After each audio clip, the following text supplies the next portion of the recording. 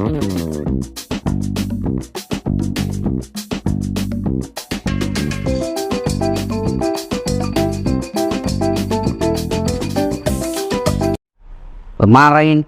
beberapa saat lalu, dunia farmasi kita heboh gara-gara sirup mengandung racun yang membunuh anak-anak bangsa Indonesia.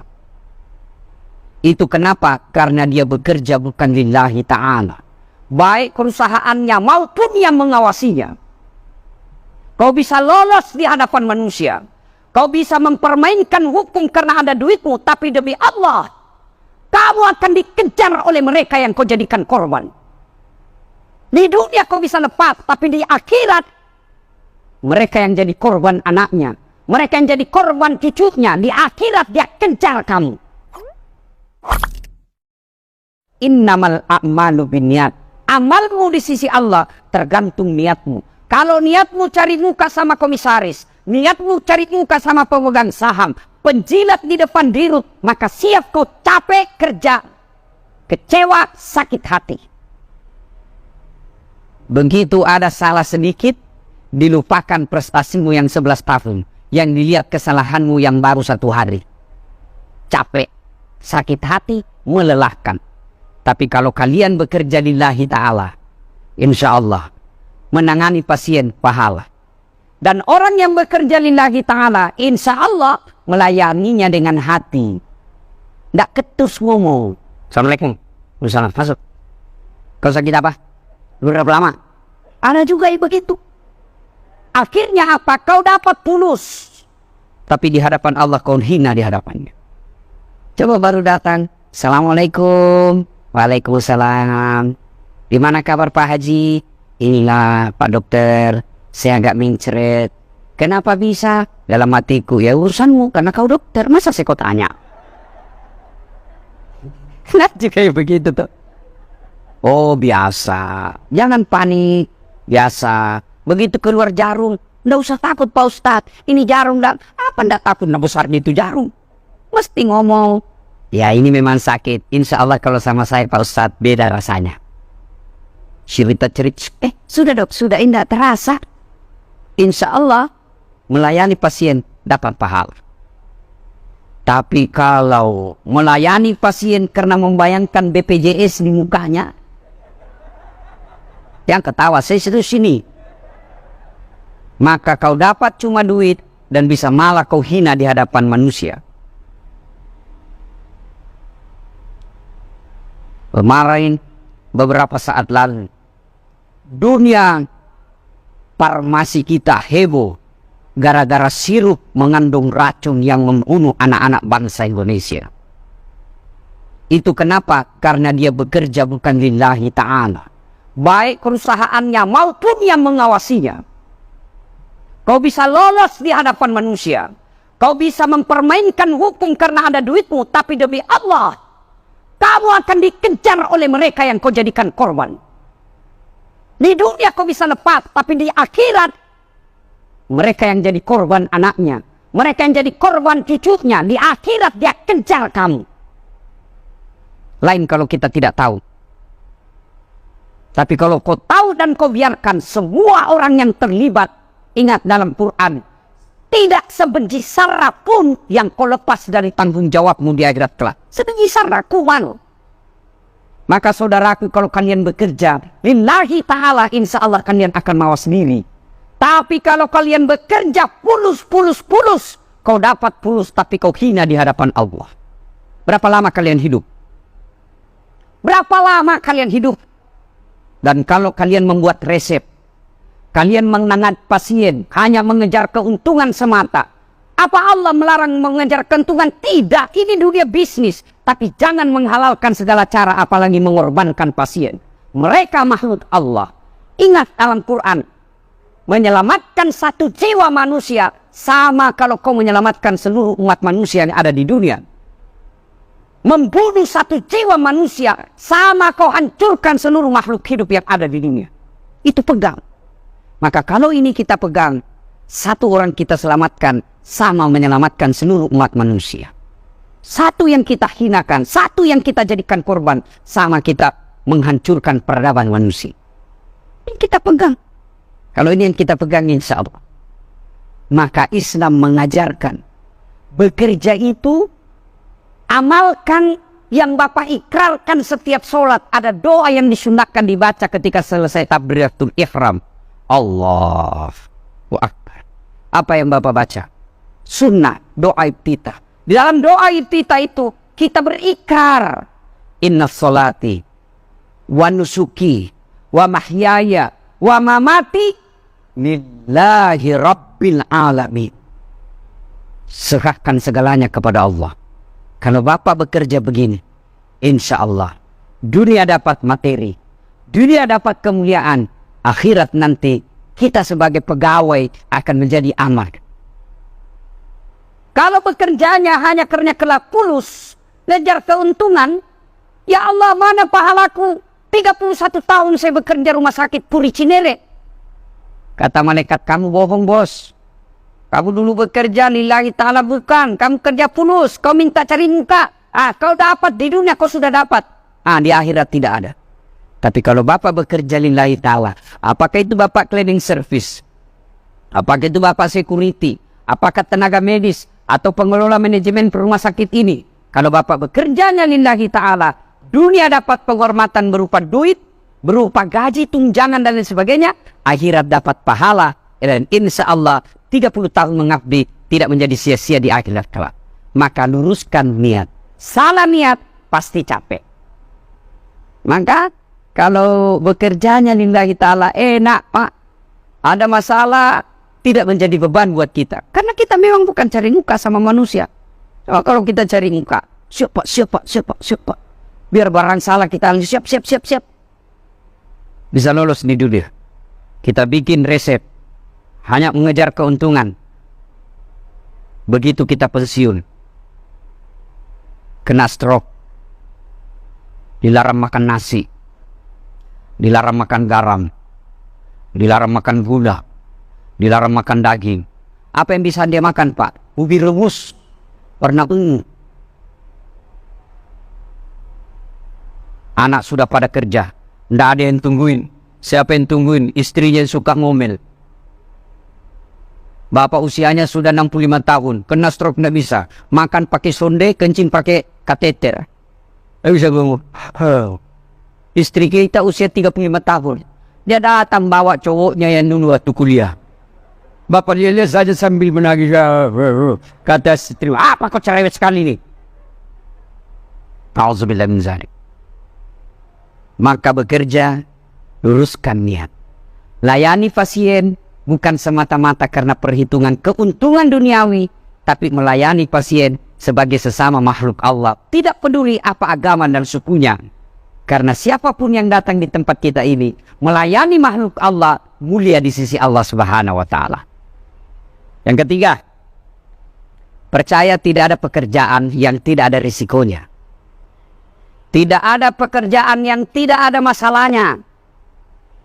Bapak pikir Ustadz ini tidak ada masalah dalam kerja? Bapak Ibu, nih dasar atletik, Bapak pikir tidak ada masalah? Wow, Masya Allah. Saya sekarang paling banyak masalahku. Apa masalah saya sekarang? Banyak janda-janda curhat. Modus Pak. Ustadz, baru suami saya meninggal. Adakah doa-doa dan amalan yang membuat hati tenang? Saya kasihlah doa-doa. Lama-lama dia bilang, Ustadz, maukah Ustadz menjadi imam dalam hidupku? Saya mohon maaf, saya bukan imam. Saya penceramah. Banyak. Apalagi bapak-bapak ini, rutinitas pekerjaan kita tiap hari itu aja. Pasti jenuh. Maka ketika ada masalah dalam dunia kerja, menurut konsep Al-Quran, dua. Ista'inu bis-sabri was-salat. Sabarlah dengan pekerjaanmu. Dan yang kedua, tingkatkan kualitas salatmu. Jadi kalau Bapak dalam dunia pekerjaan ini ada masalah, tidak usah cari muka. Tidak usah cari kambing hitam. Kenapa bisa begini? Kenapa begini? Kenapa begini? Lebih baik tingkatkan kesabaran. Tingkat kesabaran. Dan biasanya orang bisa bekerja dengan baik kalau bermula dari rumah tangga yang bahagia. Itu dulu. Ada orang sukses di kantor. Semua orang muliakan dia di kantor. Turun dari mobilnya dibukakan. Semua orang jabat tangan, cium tangan. Tapi di rumahnya dimaki-maki sama anaknya masih SD. Tidak ada gunanya itu kesuksesan. Ibu-ibu nih saya tanya, yang mulia ibu-ibu. Bu, kalau meninggal ibu siapa yang doakan ibu? Suami. Kawin lagi. Temanmu mau doakan. Lihat itu di teman WhatsApp, grup WhatsApp. Kalau ada yang meninggal, ada yang doakan ibu? Ngetik doa malas pak. Stiker. Coba kalau bapak ada yang meninggal dalam grup kita. Apa bapak baca? Ngetik doa. Dapat cuma dikirim Al-Fatihah. Itu pun stiker. Siapa yang doakan kita? Anak. Maka bermula ini rumah sakit. Kalau mau baik pegawai-pegawainya bekerja, ketentraman jiwa di rumah tangga dulu mulanya. Maka tugas ibu-ibu, apa boleh buat? Ibu bantu suami cari nafkah, akhirnya bekerja juga. Silahkan ibu mengejar karir, boleh. Islam tidak melarang perempuan kerja. Bagus. Tapi jangan lupa kewajibannya sebagai istri. Mendidik anak, melayani suami. Kalau ibu sukses di kantor, semua prestasi ibu raih, tapi anak gagal, suami tidak terlayani dengan baik, di hadapan Allah ibu tidak ada nilainya, 0. Ibu, mau kemana? Pasti kita menghadapi sakaratul maut. Pasti kita menghadapi ajal.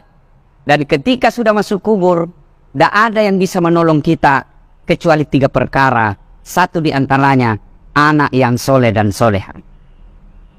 Bu, kerja di sini. Ibu kerja di sini. Bapak kerja di sini. Tidak disenang sama Pak Dirut, Ibu Dirut. Ada solusi enggak? Ada solusi? Ada pensiun dini? Tidak ada urusan. Mau makan, tidak makan, tidak ada urusan. Yang penting kau jangan jajah saya. Ada orang Jawa merantau ke Sulawesi. Ternyata di Sulawesi tidak nyaman. Ada pilihan? Ada. Balik ke Jawa. Mangan orang mangan, yang penting ngumpul. Ada orang Indonesia pergi merantau ke Malaysia. Ternyata di Malaysia tidak nyaman juga. Ada pilihan? Ada. Apa pilihannya? Ya balik lagi ke Indonesia. Dan tidak ada mati kelaparan. Menderita di dunia masih ada pilihan. Tapi kalau bapak ibu masuk kubur, ada pilihan? Tiba-tiba mati mendadak, masuk kubur, ada pilihan? Ah, tidak enak deh. Balik lagi. Bapak balik, 1 kecamatan Kabupaten Depok lain. Jadi tuyul Ustaz kondang. Maka yang bisa menolong kita, anak. Salah satu syarat memperoleh anak yang soleh dan soleha, kata Nabi, jangan kau kasih makan uang haram anak. Dan kita punya peluang memproduksi. Itulah bedanya kita bekerja dengan iman dan bekerja cari fulus.